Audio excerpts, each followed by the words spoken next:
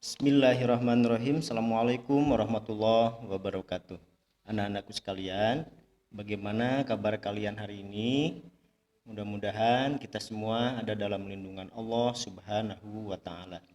Baiklah, pada pertemuan kali ini, Bapak akan menyampaikan tema 8 tentang peristiwa dalam kehidupan. Tujuan pembelajaran kali ini yaitu untuk menguraikan urutan peristiwa atau tindakan yang terdapat pada teks fiksi. Menguraikan peristiwa atau tindakan yang terdapat pada teks fiksi. Teks fiksi adalah teks yang dibuat tidak berdasarkan kejadian nyata atau hanya khayalan penulis.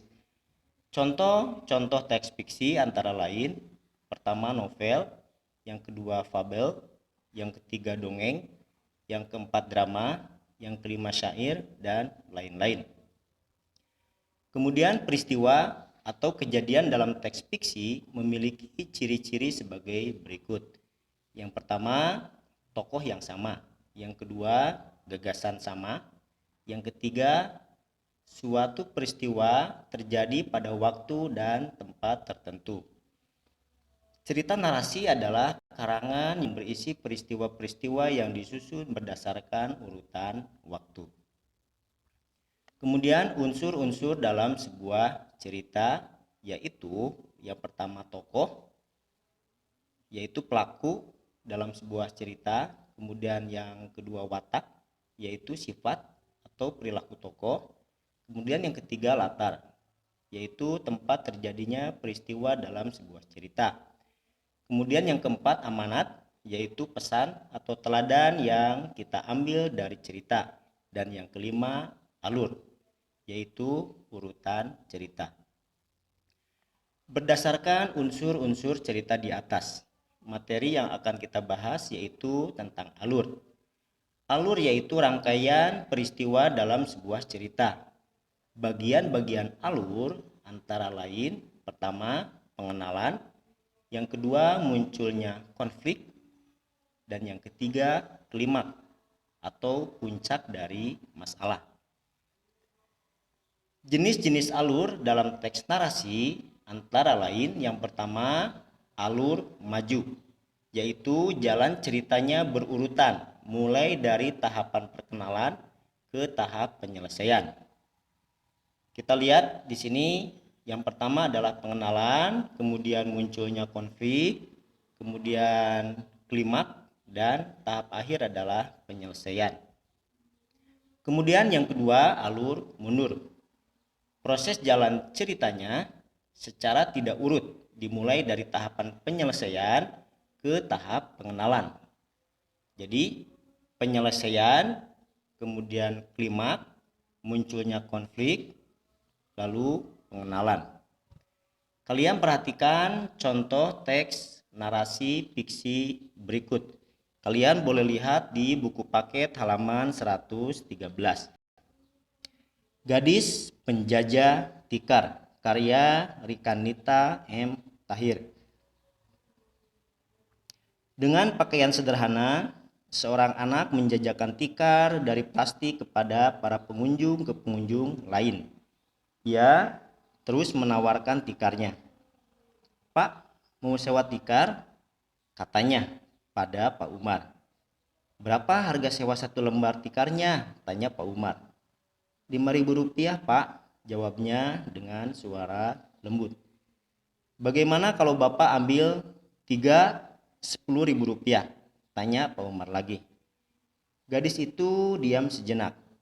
Kemudian ia pun berkata, "Baiklah, kalau begitu silahkan pilih, Pak."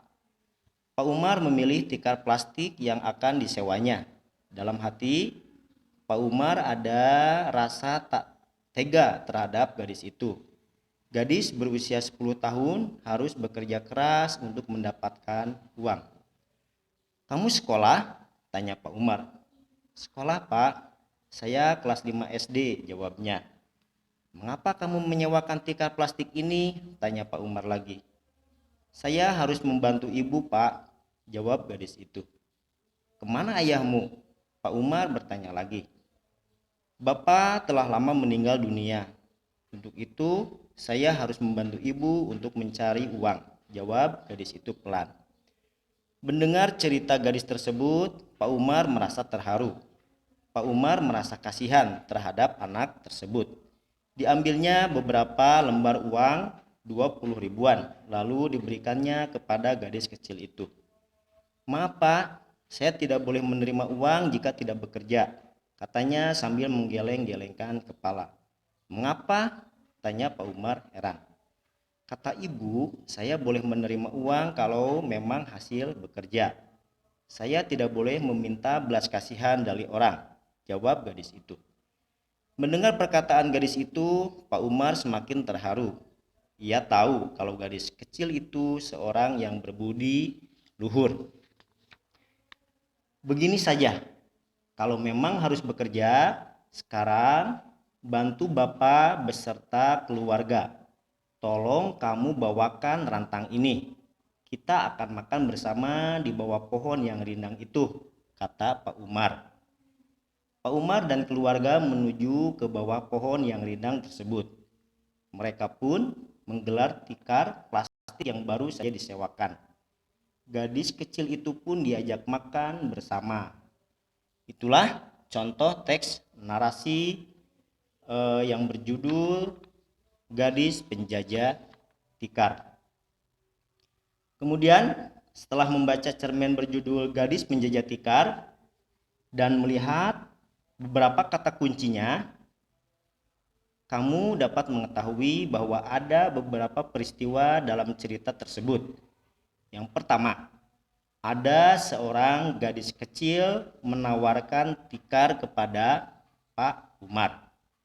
Kemudian kalian bisa melihat dari kata-kata kunci yang sudah ditandai dengan huruf yang diblok dengan warna kuning. Kemudian peristiwa kedua ialah Pak Umar memilih tikar plastik yang akan disewanya dan timbul rasa kasihan terhadap gadis itu.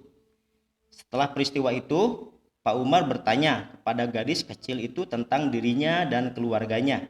Dan gadis kecil pun bercerita kepada Pak Umar tentang ayah dan ibunya. Berikutnya Pak Umar terharu mendengar cerita gadis kecil itu. Kemudian peristiwa selanjutnya dalam cerpen tersebut adalah Pak Umar memberikan uang kepada gadis kecil itu. Namun gadis kecil itu tidak mau menerimanya. Lalu Pak Umar menawarkan gadis itu untuk membawakan rantang berisi makanan. Dan gadis itu pun menyanggupinya. Peristiwa terakhir, gadis kecil diajak untuk makan bersama Pak Umar. Nah, dalam cerpen ini peristiwa yang sudah menyebabkan dan mempengaruhi timbulnya peristiwa selanjutnya. Dengan demikian, dapat diketahui bahwa alur cerpen ini merupakan alur maju. Dengan susunan lainnya, peristiwa dalam cerpen ini dapat disajikan dalam bentuk uraian berikut ini. Yang pertama, seorang gadis kecil menawarkan tikar kepada Pak Umar. Kemudian yang kedua, Pak Umar memilih tikar plastik yang akan disewanya dan timbul rasa kasihan terhadap gadis itu. Kemudian yang ketiga, Pak Umar bertanya kepada gadis itu tentang dirinya dan keluarganya. Dan gadis kecil itu pun bercerita kepada Pak Umar tentang ayah dan ibunya. Kemudian yang keempat, Pak Umar terharu mendengar cerita gadis itu. Yang kelima, Pak Umar memberikan uang kepada gadis itu, tetapi gadis itu tidak mau menerimanya. Yang keenam, Pak Umar menawarkan gadis itu untuk membawakan rantang berisi makanan, dan gadis kecil itu pun menyanggupinya. Dan yang ketujuh, gadis itu diajak untuk makan bersama keluarga Pak Umar. Itulah anak-anakku sekalian penjelasan dari Bapak. Sekarang tugas kalian kerjakan kuis halaman 115. Lalu setelah selesai kalian foto lalu kirim ke Bapak. Baiklah anak-anakku sekalian, Bapak akhiri pertemuan ini dengan billahi taufik wal hidayah. Assalamualaikum warahmatullahi wabarakatuh.